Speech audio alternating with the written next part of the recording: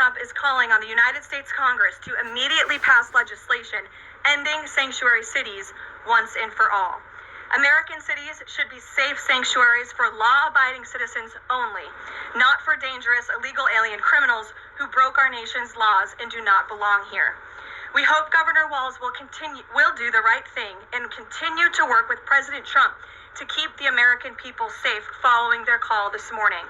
Americans overwhelmingly want exactly what President Trump is delivering: strong borders and strict immigration enforcement against the worst illegal aliens, of which there are still hundreds of thousands to deport from the interior of our country.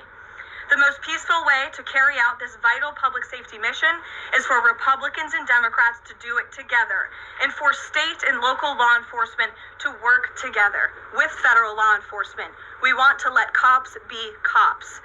You wouldn't know this continues to be a very popular policy position from the biased media coverage over the course of the last few days, but polling shows huge support for this exact thing President Trump is calling for. More than 80% of Americans favor deporting illegal aliens convicted of violent crimes. A country unable to deport criminals who enter it illegally is no country at all.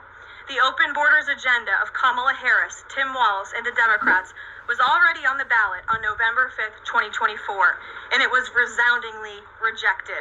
President Trump will never back down from his promise to deport violent criminal illegal aliens and make America safe again, and he welcomes all cooperation in that effort.